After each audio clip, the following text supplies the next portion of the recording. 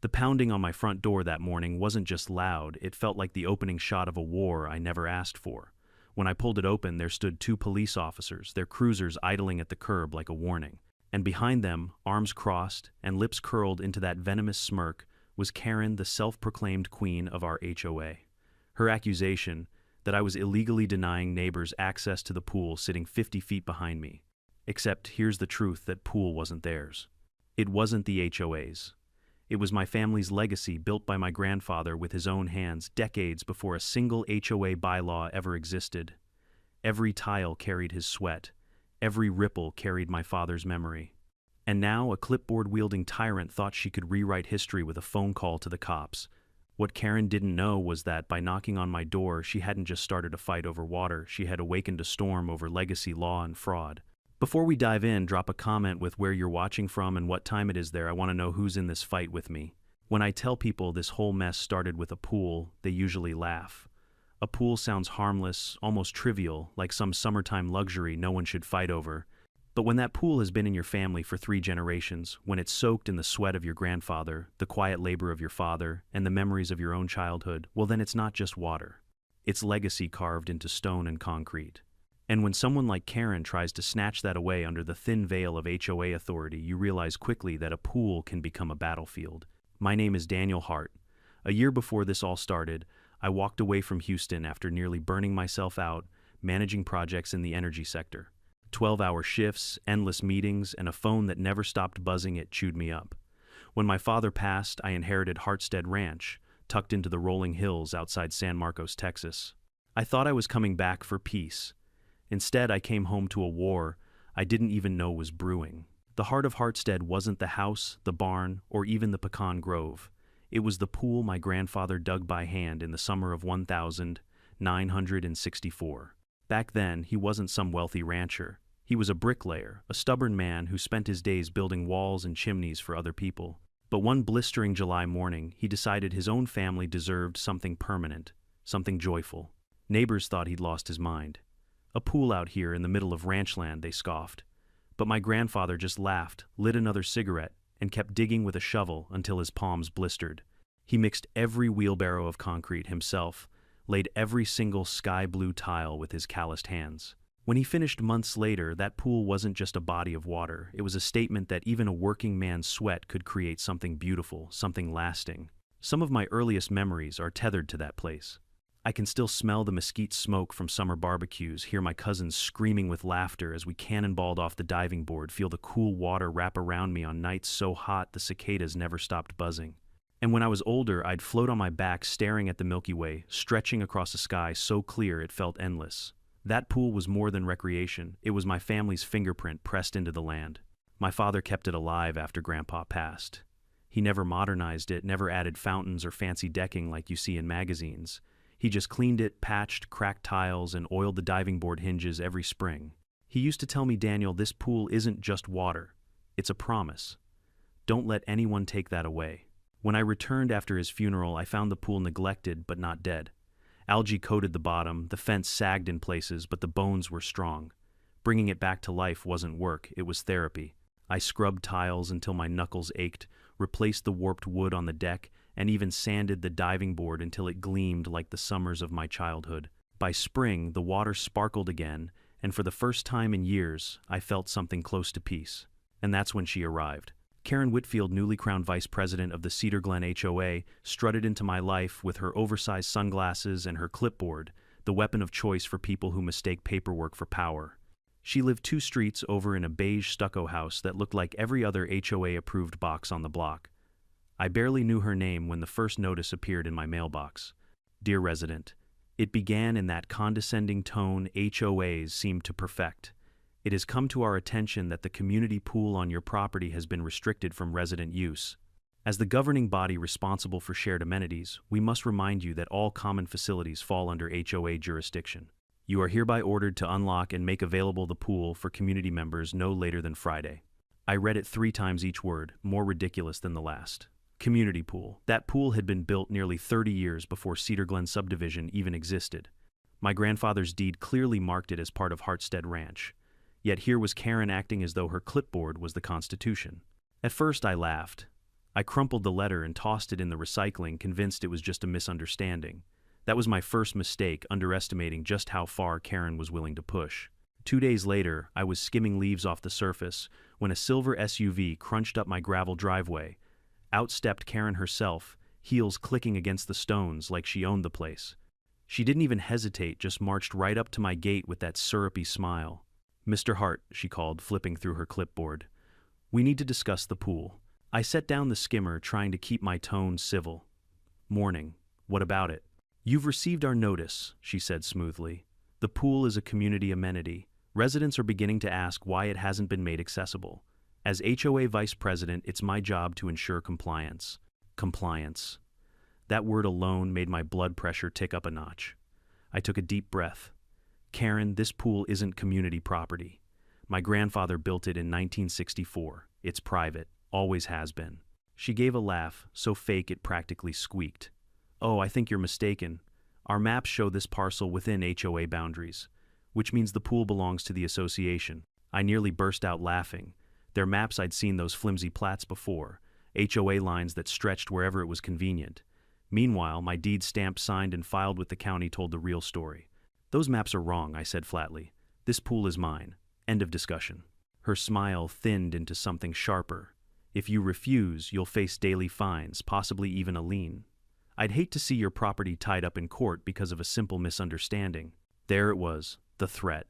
A trick I'd seen 100 times in corporate boardrooms: wrap intimidation in polite words and hope the other guy folds. But I wasn't about to fold to a woman who thought a clipboard gave her crown authority. "I think we're done here," I said, turning back toward the water. Her heels clicked closer. "The HOA takes non-compliance very seriously, Mr. Hart. If you won't cooperate, we'll escalate. Trust me, you don't want this to get ugly." I paused at the edge of the pool, sunlight rippling across the water my grandfather once poured under a brutal Texas Sunday. I looked back at her and let my voice drop calm and low. "Karen, you have no idea how ugly this is about to get for you." Her jaw tightened, but she said nothing. She scribbled furiously on her clipboard, retreated to her SUV, and sped off in a cloud of dust. The next morning, there it was, a bright orange violation notice taped to my gate. Failure to comply with community pool access requirements. Fines accruing at $500 per day until resolved. That was the moment I realized Karen wasn't just bluffing. This wasn't about a pool. This was about power, and she was about to find out she had picked the wrong man and the wrong legacy to mess with. The orange notice flapped against my gate like a flag of war. I pulled it down, smoothed the paper against my palm, and read the words again just to make sure I wasn't hallucinating. Failure to comply, fines accruing at $500 per day until resolved. I let out a dry laugh. $500 a day? For my own pool. It was so absurd it almost felt like a prank. But Karen wasn't joking. She had declared war, and she was bringing the full weight of her clipboard army to bear. That evening I called Ray, my neighbor, and one of the oldest ranchers still left in Cedar Glen. He'd lived there long before the subdivision sprouted up like weeds, back when the land was still pastures and pecan groves. He chuckled when I told him. "Karen thinks she owns your pool," he said, voice gravelly from years of cigars and country air. "Boy, that pool was splashing water long before she was bossing around lawn heights. Your grandfather poured that thing when I was just a teenager." Hearing him say, it lit a fire in me. I wasn't crazy. I wasn't being stubborn. I was standing on truth, and the truth had deep roots in this land. 2 days later, Karen came back. Not alone this time. She brought 2 other board members, both dressed in the kind of pastel polos and khaki pants that scream HOA royalty. They stood outside my gate, whispering and pointing like they were surveying a crime scene. Karen waved her clipboard like a conductor's baton before shouting through the fence. "Mr. Hart, this is your final chance to comply voluntarily. The board has voted unanimously. The pool is officially designated as a community amenity under Cedar Glen bylaws." I stepped onto the deck, leaned against the railing, and looked down at them. "Funny," I said, keeping my voice cool because my deed says otherwise. "Want to see it?" Her lips curled. "Your paperwork is irrelevant. This property lies within the subdivision boundaries." I raised an eyebrow. "Irrelevant. Last I checked, county records trump whatever doodles you keep on your maps." One of the men shifted uncomfortably, but Karen doubled down. "You're risking far more than fines. If you continue resisting, we'll initiate lien proceedings against your property." "I don't think you understand how serious this is." I couldn't help but laugh. "No, Karen. I don't think you understand how serious I am. This pool isn't up for debate. You can tape 1,000 notices to my gate, and I'll use every single one as kindling for my barbecue pit." Her face reddened. She scribbled something furious on her clipboard before storming off, her khaki-clad entourage scurrying behind like ducklings. The very next morning another notice appeared, this one stamped in red ink. The fines had already accrued to $1,000. I tore it down and tossed it onto the growing pile on my kitchen counter. If Karen thought I was going to blink first, she had no idea who she was dealing with. But she wasn't finished. That Friday, I came home from a supply run to find something new bolted directly onto my fence. A shiny metal sign that read, "Cedar Glen Community Pool Rules. Hours, 10 a.m. to 8 p.m. No glass containers. No diving. HOA permit required." My jaw nearly hit the gravel. They hadn't just claimed the pool, they had branded it. As if on cue, a young couple from 2 streets over wandered up holding hands and looking confused. "So, are we allowed to swim now?" the husband asked sheepishly. Karen told us the HOA finally opened the pool. I clenched my teeth, forcing calm. "No," I said evenly. "This pool has never belonged to the HOA. They're lying to you." The wife frowned. "But we pay fees for it." Karen said it covers maintenance. There it was, the heart of the scam. The HOA had been collecting pool fees for years, funneling money into their coffers while pretending this backyard oasis was theirs. I went inside and came back with an old black and white photo. My grandfather stood beside the freshly built pool in 1964, cigarette tucked behind his ear, my father grinning on the diving board as a teenager.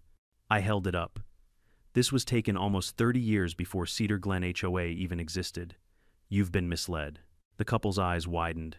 They muttered apologies and shuffled away, clearly shaken. That's when it hit me. This wasn't just a power grab. Karen wasn't trying to open access for neighbors out of goodwill. This was a scheme, a con, wrapped in HOA stationery. And if residents started questioning where their money had really gone, Karen's empire of rules and fines might crumble faster than she realized. Later that night, I sat on the porch, staring at the water, reflecting the moonlight. I thought of my grandfather, of the sweat that soaked into this concrete, of my father patching tiles year after year, and I made a promise right then and there. If Karen wanted to fight for this pool, I'd give her a fight she'd never forget. I wouldn't just defend my legacy, I'd expose her lies for the whole neighborhood to see. I didn't know yet that Karen's little pool crusade was tied to something much bigger, something involving glossy brochures, developers with slick smiles, and a plan worth millions. But I'd soon find out. And when I did, I realized this wasn't just about keeping neighbors out of my backyard. It was about stopping an empire built on fraud. By the time the third notice showed up, this one stamped with bold red letters screaming, "Final warning," I had lost track of how many times Karen's clipboard army had tried to intimidate me. The stack of papers on my kitchen counter looked like a bureaucratic bonfire waiting to happen. Still, she wasn't slowing down. If anything, she was escalating. Saturday morning, I was raking pecan leaves out of the shallow end when I heard the familiar crunch of tires on gravel. I didn't even have to look up. Karen's silver SUV glinted in the sun like a chrome spear. She climbed out in crisp slacks, oversized sunglasses, and that ridiculous clipboard tucked under her arm like it was a sheriff's badge. But she wasn't alone. 2 more board members, different ones this time, trailed behind her. One was a stout man with a receding hairline and a polo shirt stretched across his gut. The other, a thin woman with a perpetually sour expression, carried a camera slung around her neck. Karen marched forward with the air of someone about to give a sermon. "Mr. Hart," she announced loudly, so even the pecan trees might hear, "you are in direct violation of Cedar Glen HOA regulations.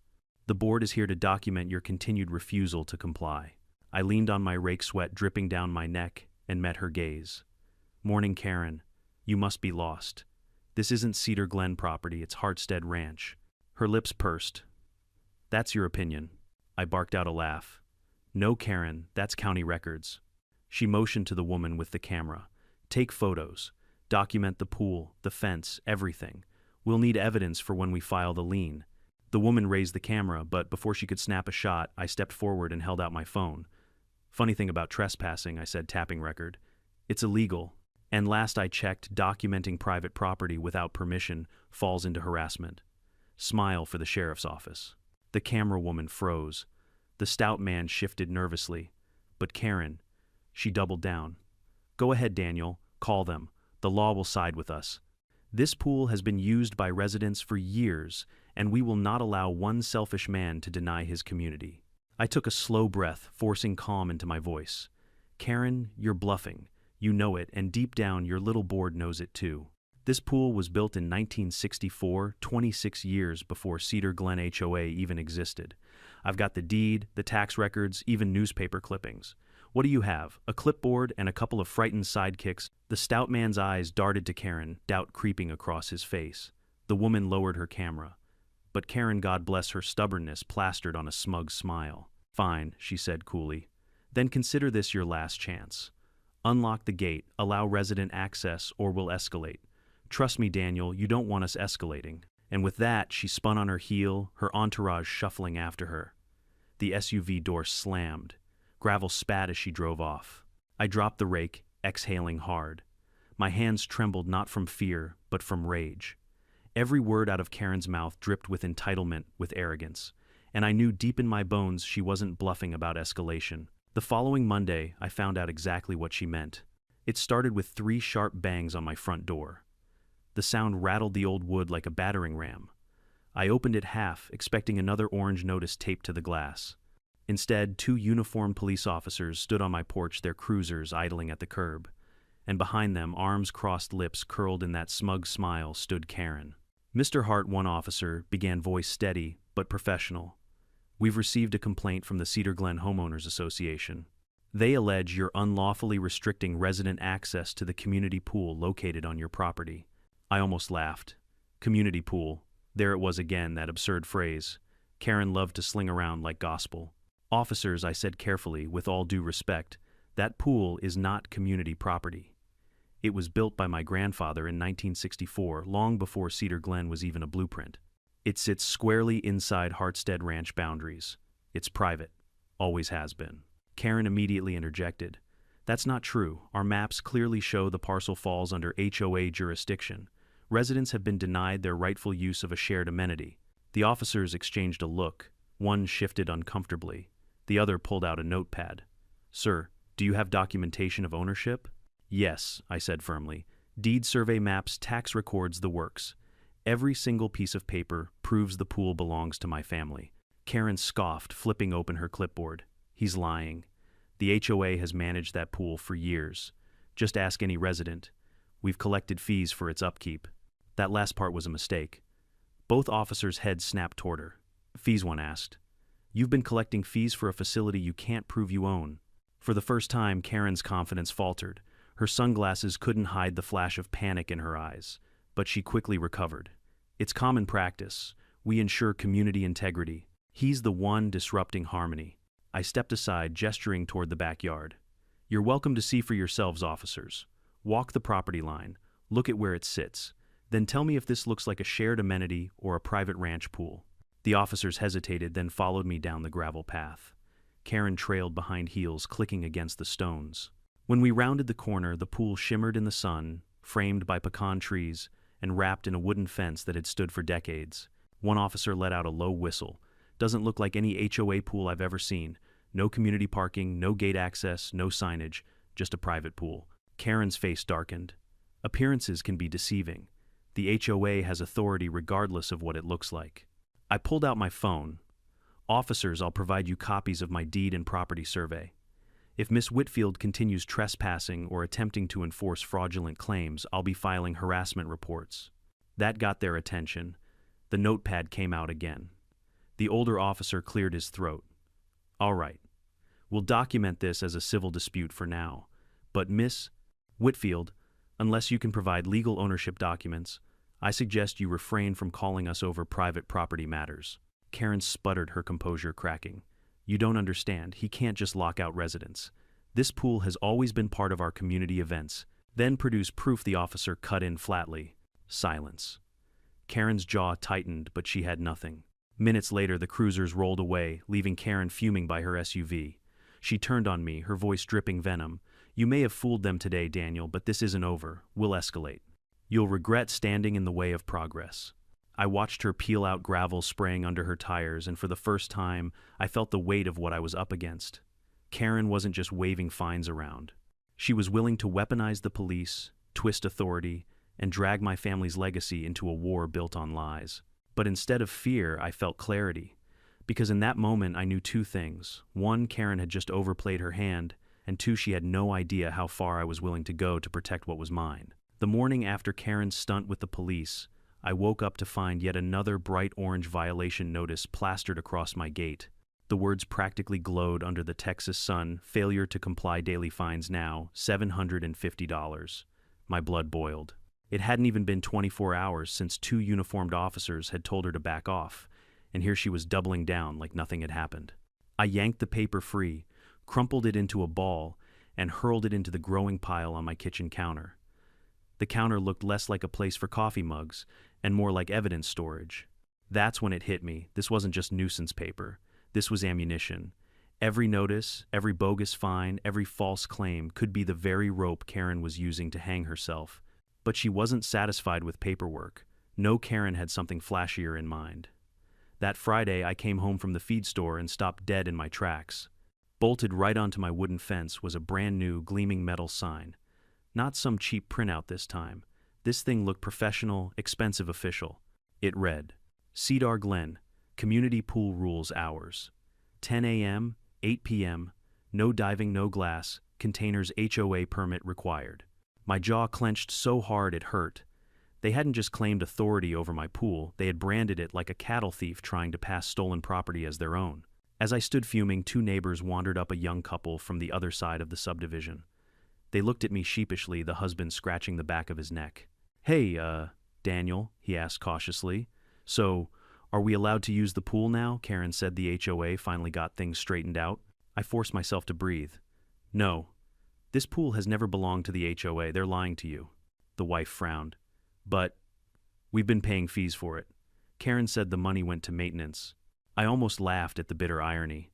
There it was, the heart of the scam. Karen and her clipboard cronies hadn't just been waving notices around, they'd been collecting cash. My neighbors were footing the bill for a lie, and no one had bothered to question it until now. I disappeared inside for a moment and came back with an old family photo. In it, my grandfather stood proudly beside the freshly built pool in 1964, a cigarette tucked behind his ear. On the diving board, my father grinned like the teenage daredevil he was. I held it up.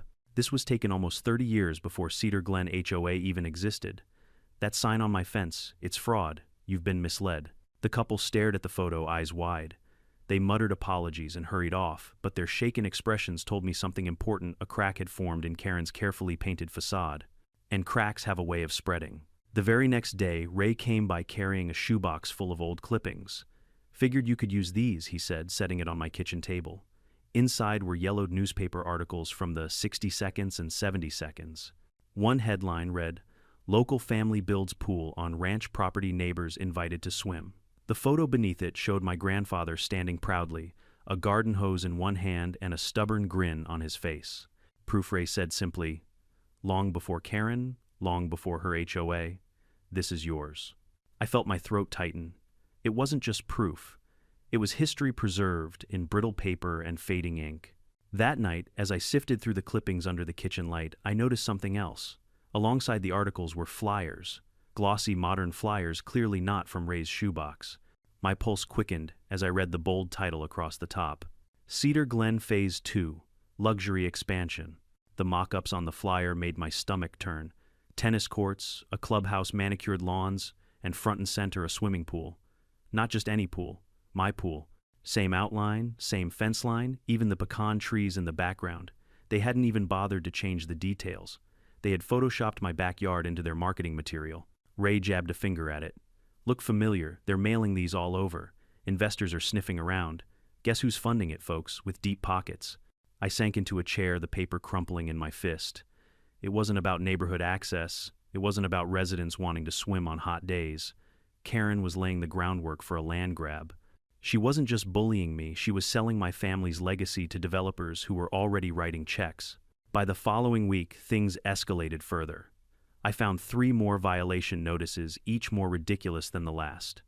Unapproved fencing, obstructing community access, failure to maintain pool to HOA aesthetic standards, unauthorized gatherings near pool facility. The last one nearly made me choke on my coffee. Unauthorized gatherings meant me and Ray sitting on the deck drinking iced tea. Then came the cherry on top. A certified letter claiming the HOA intended to pursue lien action, if I didn't comply. My father's words echoed in my mind, "Don't let anyone take this away." I stared out at the pool under the evening sky, the surface shimmering under a half moon, and I knew I couldn't keep playing defense. If I wanted to protect this legacy, I had to flip the script. So I picked up the phone. Emma Porter was an old college friend, sharp as a whip and tougher than steel. Back then, she could dismantle a professor's argument with nothing but a stack of case law and a stubborn streak a mile wide. These days, she was one of the most respected environmental attorneys in Texas. When I explained what was happening, she didn't even let me finish. "Let me get this straight," she said, her voice clipped with disbelief. "Your grandfather built that pool decades before Cedar Glen even existed, and now the HOA is not only claiming it, but collecting fees. Daniel, that's not just overreach, that's fraud." "Exactly," I said. "Good," she replied, "because fraud is something judges love to hammer. Start gathering everything, deeds, surveys, photos, tax records. I'll drive down this weekend, and when I do, we'll put this to bed." I hung up the phone, a surge of relief mixing with adrenaline. For the first time in weeks, I felt like I had a weapon sharper than Karen's clipboard. That night, as I sat on the porch watching the pool ripple under the stars, I realized something important. Karen had escalated, yes. She had called the police, taped notices, even branded my fence. But in doing so, she had handed me the perfect stage to expose her. Because bullies only win when no one pushes back, and I was about to push harder than Karen Whitfield had ever imagined. By the time Emma pulled into my driveway that Saturday morning, Hartstead Ranch looked less like a quiet family property and more like a war room. The dining table was buried under stacks of documents, my grandfather's deed survey maps yellowed at the edges, tax receipts spanning 5 decades, and Ray's shoebox of brittle newspaper clippings. Every violation notice Karen had ever taped to my gate was spread out in neat rows, orange and red, like a trail of breadcrumbs leading straight to her fraud. Emma stepped out of her car in boots, and a blazer her auburn hair pulled into a no-nonsense ponytail. She surveyed the pile of paperwork and let out a low whistle. "Well," she said, "Karen really did you a favor. She's been building our evidence file for us." I laughed bitterly. "If she keeps at it, I'll have enough for a whole law school library." Emma didn't waste time. She flipped through the notices, her brow furrowing deeper with each line. Daily fines, lien threats, unauthorized gatherings. She glanced up at me. "Daniel, this isn't just intimidation. This is systematic harassment. And paired with those flyers, it crosses into outright fraud." I handed her one of the glossy brochures Ray had found in his mailbox. She studied the photo of my pool, my grandfather's pool plastered into the Cedar Glen Phase 2 luxury expansion mock-up. Her lips tightened. "They actually photoshopped your property into their development pitch. That's not sloppy, that's calculated." Ray, leaning in the doorway with a mug of coffee, chuckled grimly. "Told you it was bigger than a couple of lawn citations." Emma laid the flyer flat on the table, tapping it with her finger. "If they've been collecting resident fees for maintenance on this pool, and at the same time marketing it as part of an expansion they don't own, that's misrepresentation on multiple levels. Civil court at minimum. Maybe even criminal, depending on how deep the money trail goes." For the first time in weeks, I felt my anger cooling into focus. Karen's arrogance had blinded her. She thought a clipboard and a few notices would scare me into compliance. But what she didn't realize was that every false claim, every fee, every glossy flyer was becoming another nail in the coffin she was building for herself. Emma leaned back, folding her arms. "Here's what we do. We gather ironclad proof, deed-certified plats, tax receipts, historical evidence. Then we tie it to their fraudulent claims and the money trail. You'll walk into court not as a homeowner complaining about harassment, but as the victim of a coordinated fraud scheme. Judges love clarity." Ray chuckled. "Nothing says clarity like a headline, 'HOA scams neighbors with pool they don't own.'" Emma smiled thinly. "Exactly. And Daniel, you won't just be defending your property. You'll be exposing a con that's been bleeding your neighbors dry." That night, after Emma had gone through the files with the precision of a surgeon, I sat on the porch with Ray. The pool shimmered under the moonlight, calm as glass. But beneath that stillness, I could feel the storm brewing. Ray sipped his coffee. "Your granddad once told me, if you stand still long enough, the truth always rises. He'd be proud you're standing your ground." I nodded slowly. Karen wanted to make this about rules, but she just made it about law, and I don't lose when it comes to law. Monday morning, Emma and I drove to the county records office.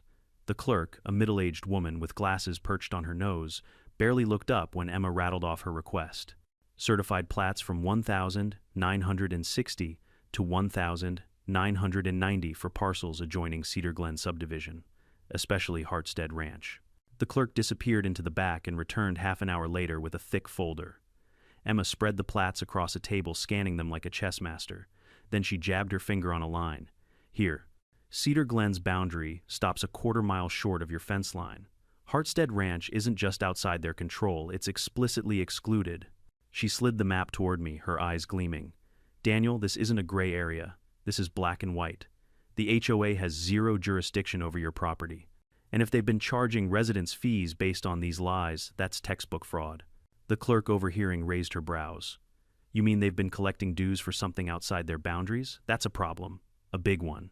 By the time we left, Emma had certified copies tucked neatly into her briefcase. This, she said, is our sword. Karen's been bluffing with a dull butter knife. Now we've got steel. Back at the ranch, I found a fresh notice taped to my gate, this one threatening legal action if I didn't restore community access. I peeled it off, added it to the pile, and snapped a photo. Each notice was becoming less of a threat and more of a confession. That evening, Emma spread our growing arsenal across the dining table again. She arranged the deeds, plats, tax records, photos, and flyers like puzzle pieces falling into place. Then she smiled. We're not just going to defend you, Daniel. We're going to expose them. I leaned back, the weight of weeks of anger finally settling into something sharper. Determination. Karen thinks she's playing chess. But she doesn't realize I grew up in boardrooms where billion-dollar deals hinged on who had the better paper trail. And trust me, her clipboard doesn't stand a chance. Emma closed her briefcase with a decisive snap. Good, because next week we're not waiting for her to escalate. We'll take the fight straight to her. I walked her to her car, the evening air buzzing with cicadas. Behind me, the pool rippled quietly under the pecan trees, as if daring Karen to try again. And I knew she would. Because bullies don't back down when challenged. They double down. And when Karen doubled down, she wouldn't just be playing into my hands. She'd be digging her own grave. The very next morning, proof of that came delivered in glossy ink. Every mailbox in Cedar Glen received a new flyer. This one bigger, bolder, shinier. Across the top, Cedar Glen expansion, a future of luxury living. Smiling families splashed in a pool, my pool. My pecan trees in the background, my fence framing the scene. But this time the flyer went further. Phase 2 amenities brought to you by Cedar Glen, HOA, and Wilkins Property Group. At the bottom in fine print, projected completion summer 2026. I clenched the flyer so tight my knuckles whitened. Wilkins Property Group wasn't just some HOA contractor. They were one of the most aggressive developers in the state. If Karen had tied my pool to their plans, this wasn't just about HOA overreach anymore. This was about money. Millions. Emma studied the flyer, her eyes narrowing. She's not freelancing this. She's building a pipeline for investors. And if we don't stop her now, they'll bulldoze truth under marketing spin. Ray spat into the dirt. Developers, parasites with pocket squares. I looked at the pool, its water shimmering under the morning Sunday. My grandfather's sweat was in that concrete. My father's hands patched those tiles. My childhood laughter still echoed off those pecan branches. And now Karen was selling it like it was a bullet point on a real estate brochure. That was the moment I stopped thinking of myself as just defending a pool. I was defending a legacy. And legacies don't bow to fraud. By the time those glossy flyers had circulated through every mailbox in Cedar Glen, whispers were spreading faster than wildfire. Neighbors I'd barely spoken to began stopping me at the diner and the hardware store, even while I was pumping gas. Some were curious. Others were angry. And a few, those who had been writing checks for pool maintenance fees for years, looked betrayed. One woman, a mother of 3 who lived 2 streets over, cornered me outside the post office. Her voice trembled with embarrassment. Daniel, Karen told us this pool was always part of Cedar Glen. I told my kids they'd be swimming there by summer. We've been paying dues. Are you saying? Yes, I cut in gently but firmly. You've been lied to. Her face fell. We trusted her. And there it was, the opening I'd been waiting for. If neighbors started doubting Karen, the whole facade would crumble. But doubt alone wouldn't topple her empire. I needed proof. Ironclad, undeniable, county-stamped proof. That's where Emma came in. She was relentless. By midweek, she'd transformed my dining table into what looked like a courtroom exhibit. Deeds, certified plats, tax records, family photos, newspaper clippings, flyers. She cataloged each piece with surgical precision, and then, like fate itself, decided to give me an ally. Ray walked in, carrying another box. His hands, rough from decades of ranch work, trembled slightly as he set it down. "Found these in my attic," he said. "Figured you could use 'em." Inside were yellowed photographs and brittle clippings. One picture stopped me, cold: my grandfather standing shirtless by the half-finished pool shovel in hand, concrete dust smeared across his chest. Beside him, a teenage Ray grinned from ear to ear, his feet dangling in the unfinished basin. "That was the summer of '64, Ray said softly. "Your granddad mixed that concrete himself. We worked until sundown most nights. Nobody from Cedar Glen was around then because Cedar Glen didn't exist. That pool was your family's blood long before Karen learned to spell HOA. Emma's eyes lit up. "This is perfect. Independent witnesses, historical evidence, photographs. Judges eat this stuff up. It's not just documentation, it's context. It tells a story Karen can't erase." For the first time in weeks, I felt something I hadn't let myself feel: hope. That Friday, Emma insisted we drive back to the county records office. She wanted certified copies of every plat, every deed, every zoning document tied to Hartstead Ranch. The clerk recognized us immediately, raising her eyebrows as Emma rattled off requests like a general calling orders. Within an hour we had everything. And there, in bold black ink on an official county plat from 1990, was the line that made my stomach flip: "Cedar Glen HOA boundary ends 1/4 mile east of Hartstead Ranch." Emma tapped the page with a manicured nail. "Daniel, this isn't a suggestion. It's definitive. Karen's claims aren't just wrong, they're fabricated." She tucked the map into her briefcase, her smile sharp as a blade. "They've been bluffing. And worse, they've been charging residents for something they never owned. That's not overreach. That's fraud, misrepresentation, and misuse of funds." Ray spat on the courthouse steps as we walked out. "I reckon Karen doesn't know it yet, but she's standing knee-deep in quicksand." Emma smirked. "And we're holding the rope." Over the weekend, my ranch turned into something between a library and a war bunker. Emma spread papers across every flat surface, organizing evidence into neat categories. Ray brought more stories, more context, more clippings from the local paper's archives. And me, I sat there in awe, realizing just how much history was stacked against Karen. But as strong as our case was becoming, Emma wasn't satisfied. "We need more than paper," she said one night, her eyes blazing under the lamplight. "We need to show intent. Not just that they lied, but that they profited from it." Her words proved prophetic. The next morning, Ray showed up with another piece of the puzzle, a flyer he'd pulled out of his neighbor's mailbox. This one wasn't just for residents. It was slicker printed on glossy cardstock aimed at investors. Across the top, Wilkins Property Group in partnership with Cedar Glen HOA. And there it was again, my pool, center stage in their pitch for a world-class community recreation center. Tennis courts, a fitness club, manicured landscaping, all anchored by the existing community pool. I slammed my fist against the table so hard the coffee mugs rattled. Existing community pool, that's my backyard. Emma scanned the fine print, her jaw tightening. They're not just lying to residents anymore, they're lying to investors. This isn't arrogance, it's a scheme. She flipped the flyer around, tapping the bottom line. Projected capital investment $3.2 million. Investor buy-in already underway. I felt my chest tighten. Karen wasn't just angling for free swim privileges. She was setting up to sell my family's legacy to developers with dollar signs in their eyes. Emma leaned forward, her voice low and razor sharp. "Daniel, this changes everything. This isn't just civil harassment. This is commercial fraud. And if we play it right, we can expose it before a judge, before the county, before every resident who's been paying into this scam." Ray chuckled darkly. "Never thought I'd see the day where a pool turned into $1 million battleground." I looked out the window at the pool shimmering under the sun, the pecan trees swaying gently in the breeze. It was so still, so ordinary, and yet somehow the center of a storm bigger than I ever imagined.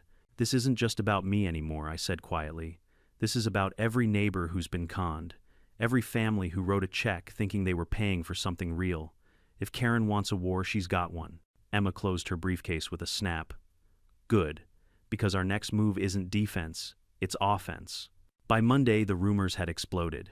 Neighbors whispered about investor money, about Karen's glossy flyers, about the sudden spike in HOA dues. At the grocery store, I overheard two men muttering angrily by the produce aisle. "Paid $1,500 last year for pool upkeep. My kids have never even set foot in the place." "You think she's pocketing it?" Wouldn't be the first time. The tide was turning. And as I stood on my porch that evening, Emma beside me, Ray leaning on the fence, I realized something. Karen thought she was tightening her grip with every notice, every threat, every flyer. But in reality, she was just handing me the tools to dismantle her scheme piece by piece.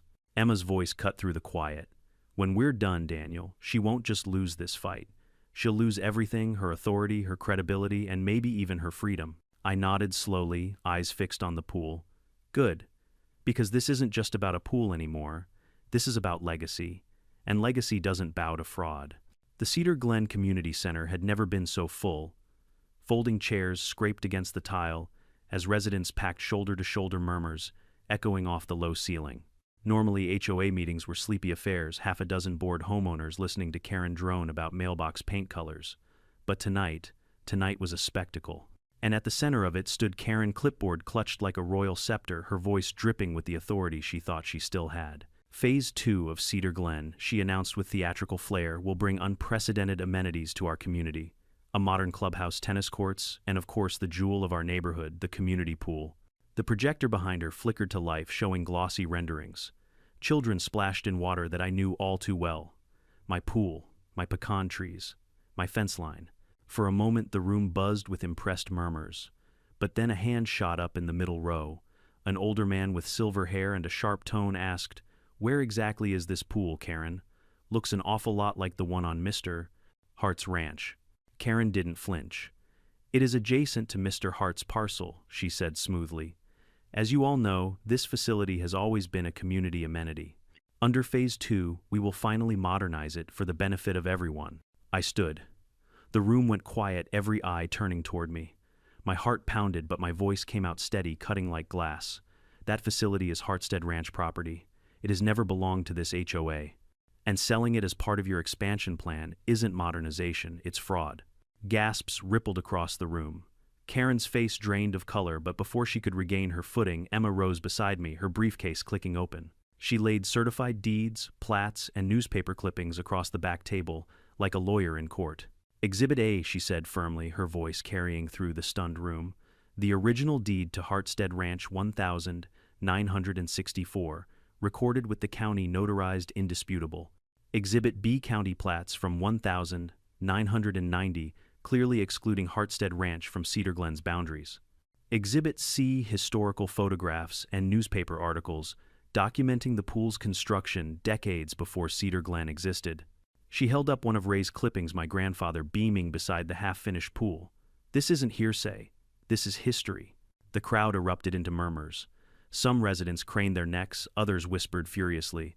A man in the back shouted, "So all those pool fees we've been paying, what were they for?" Another woman stood, her face red with anger. "Karen, I paid nearly $5,000 in so-called pool maintenance since moving here. You told us it was necessary." Karen's voice cracked as she tried to regain control. "These accusations are baseless. The HOA has always acted in good faith." Emma cut her off like a whip. "Good faith, misrepresenting private property to residents and investors, is not good faith. It's fraud." The room buzzed with outrage, now neighbors turning on one another, voices rising in anger. Richard Wilkins, the slick developer behind the glossy brochures, stood in the corner tugging nervously at his tie. His confidence melted as residents demanded answers. That night marked the tipping point. Karen had strutted in expecting applause for her grand vision. Instead, she walked out, pale, flustered, and surrounded by neighbors whispering words like lawsuit and refunds. Days later, the courthouse smelled faintly of polish and old paper. The clerk's monotone voice echoed as she called the case. Cedar Glen Homeowners Association versus Daniel Hart. Karen sat stiffly at the plaintiff's table, her blazer ironed to perfection, Richard Wilkins lurking just behind her. Their attorney, a sharp-jawed man named Holloway, looked smug as he rifled through a briefcase stuffed with papers. Emma and I sat at the defense table, our evidence stacked neatly, each piece marked and cataloged. My palms were damp, but Emma radiated calm like a general before battle. Holloway spoke first, his voice oily smooth. "Your Honor, the HOA simply seeks to enforce community standards. Mr. Hart has unlawfully restricted access to what has long been a community amenity. Residents have historically enjoyed use of the pool, and he now denies them without justification." Karen nodded vigorously, her smug smile flashing again. Emma rose slowly, adjusting her blazer. "Your Honor, this case is not about community standards. It is about property rights, misrepresentation, and fraud. The pool in question was built by Mr. Hart's family in 1964, decades before Cedar Glen HOA existed. The HOA has no legal claim whatsoever. She slid the original deed across the bench. Exhibit A, Hartstead Ranch, including the pool, recorded with the county. Private property. Exhibit B, certified plats showing Cedar Glen boundaries ending a quarter-mile short of Hartstead Ranch. Exhibit C, historical newspaper clippings documenting construction of the pool. Exhibit D, tax records proving continuous payment by the Hart family for over 50 years. The judge studied the deed, adjusting his glasses, his brow furrowed. This appears to be notarized, filed, and crystal clear. Mr. Holloway, do you have a deed proving HOA ownership? Holloway hesitated, his smirk faltering. Not precisely a deed, Your Honor, but long-term community use establishes precedent. The judge cut him off sharply.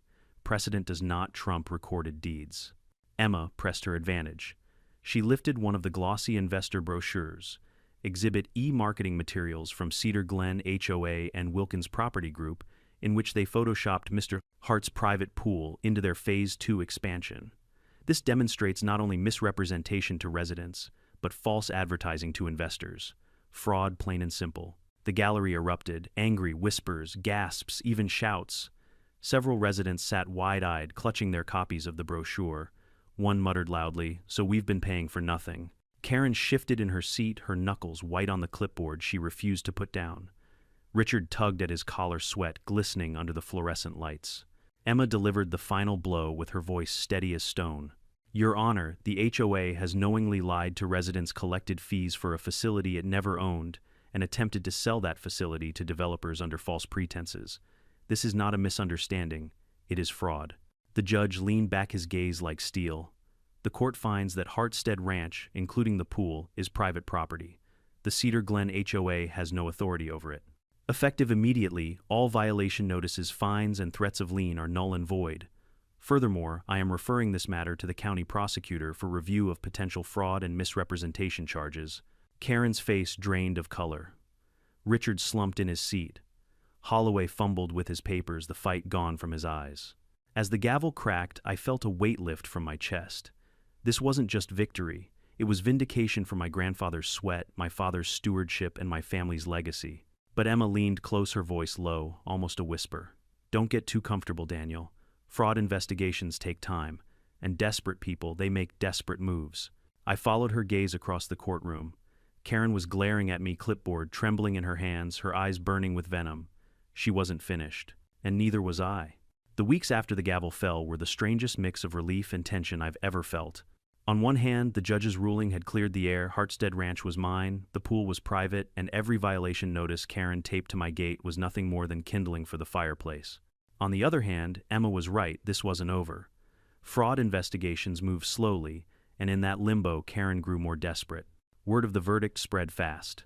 Sarah Lynn, a sharp local reporter, ran the headline across the county paper, HOA, misrepresented private pool judge, refers case for fraud review. She even quoted the sheriff's report, where officers had documented that Karen provided no legal documentation of ownership. For once, it wasn't my word against hers, it was written in black and white. The fallout in Cedar Glen was volcanic. At the next HOA meeting, residents packed the community hall copies of the article, waving in their hands like torches. Frank, an older gentleman who'd lived there for a decade, stood up first. His voice trembled with rage. I've paid over $8,000 in so-called pool fees since I moved here. Karen, where is that money? Murmurs of agreement rippled through the room. A young mother in the back shouted, I told my kids it was our community pool. You made me lie to them. Karen banged her clipboard against the podium, trying to restore order. Everyone calmed down. These accusations are being blown out of proportion. The HOA acted in good faith? Good faith, someone yelled. You called the cops on a man for swimming in his own pool? The crowd roared with fury. For the first time since this nightmare began, I saw Karen falter. Her lips pressed into a thin line, her hands trembling around that clipboard like it was the last piece of power she had left. And then came the audit. Letters arrived in official county envelopes, not HOA stationery. The treasurer's office had opened a formal investigation into Cedar Glen's finances. Every check written, every line item declared as pool maintenance, was suddenly under a microscope. The numbers that came back painted a picture uglier than I'd imagined. Tens of thousands of dollars funneled into vague consulting fees, community engagement, and board development. Hotel stays billed as training sessions. A Florida retreat listed as essential expenses. The headline, Sarah ran a week later, was brutal: Audit reveals HOA misused funds, false pool fees, luxury retreats. Residents exploded. At the next meeting, the shouting started before Karen even entered the room. Refunds, one man screamed. Where's our money? A woman demanded. Karen's face flushed crimson as she clutched her clipboard, but every excuse she offered was drowned out by outrage. Even Richard Wilkins wasn't spared. Residents cornered him in the back, waving investor brochures in his face. You lied to us. You lied to everyone, one man growled. The pressure spilled beyond HOA meetings. Social media lit up with memes mocking Karen's bogus community pool rules sign. Neighbors who once parroted her talking points now laughed at her clipboard authority. The local TV station even ran a segment. They filmed me on my porch, the pool shimmering in the background, while I said calmly, "This was never about denying neighbors joy. It was about truth. Property rights matter. No one, not even an HOA, can take what they don't own." The clip went viral across the county. My phone buzzed with messages, some thanking me, others sharing their own HOA horror stories. What had started as one woman's crusade had cracked open something larger, a collective resentment against years of petty tyranny. Within weeks, half the HOA board resigned, unwilling to stand beside Karen as her empire crumbled. At the next meeting, she entered the hall, late head held high but eyes darting nervously. The moment she opened her mouth, residents drowned her out with boos. One man slammed the sheriff's report onto the podium. "This is official. You lied to law enforcement and you humiliated all of us." Karen's voice wavered as she tried to respond, but the room had turned against her. The queen of clipboards now looked like what she truly was, a fraud caught in her own web. The county prosecutor didn't let the matter rest. Subpoenas flew. Emails were seized. Every HOA record from the past decade was dragged into daylight. Richard's investors, furious at being conned, filed lawsuits of their own. One particularly angry developer told the press, "We were promised exclusive rights to amenities the HOA never owned." This was deception, plain and simple. By the end of that summer, Cedar Glen HOA was in shambles. Karen was no longer leading meetings. She was consulting with her lawyer, dodging reporters outside the courthouse. Richard's house sat empty, blinds drawn, whispers swirling about him, fleeing back to Florida. And the clipboard that once gave Karen her swagger, it became a punchline photoshopped into memes, captioned "Rules for a pool you don't own." Through it all, the pool remained still, unbothered, reflecting the pecan branches above, as if mocking the chaos. I decided it was time to reclaim it, not just for myself, but for the meaning it once held. With Emma's help, I established the Hartstead Pool Trust. Not a gimmick, not an HOA trick, but a framework that kept the pool firmly in my family's hands, while allowing respectful, limited access to neighbors. We carved a wooden sign with my grandfather's initials and placed it at the gate alongside a plaque in honor of Samuel Hart, who built not just a pool, but a legacy of respect. When we opened it, there were no glossy flyers or empty promises, just families arriving cautiously, asking permission, cleaning up after themselves. Kids splashed in the shallow end while their parents lounged on picnic blankets. An elderly couple dipped their toes in the water, laughing like teenagers again. For the first time in years, the place felt alive in the right way, not through entitlement, not through coercion, but through respect. Ray leaned against the fence beside me, watching it all. "Your grandfather would be proud," he said softly. "Not just because you defended this place, but because you shared it on your terms." And he was right. I hadn't fought this war just to slam the gates shut forever. I'd fought so the truth could stand, so no clipboard tyrant could twist it again. Sometimes I sit on the diving board at night, my feet dangling in the cool water, staring up at the same stars I used to count as a boy. The laughter of neighbors fades into the stillness, and I realize something simple: victory isn't always loud. Sometimes it's quiet, just the ripple of water under the moonlight, a legacy preserved, and the knowledge that lies don't last, but truth does. Karen tried to steal my pool. Instead, she gave me a louder voice, a stronger community, and a legacy no HOA could ever touch. This battle taught me something I'll carry for the rest of my life: you can't bully people out of what's rightfully theirs. Paperwork can intimidate, titles can impress, and lies can spread, but in the end, truth has more weight than any clipboard. My grandfather's sweat lived in that concrete, my father's care in every patched tile, and no committee could rewrite that history. So if you're listening now, let this be your reminder: stand your ground, protect your legacy, don't let false authority steal what's yours. And now I want to hear from you. Have you ever dealt with an HOA or a neighbor who pushed too far? Did someone try to take what wasn't theirs? Drop your story in the comments. I read every single one. And if this fight made you cheer, hit that subscribe button and ring the bell, because trust me, there are plenty more HOA battles waiting to be told, and you won't want to miss the next one.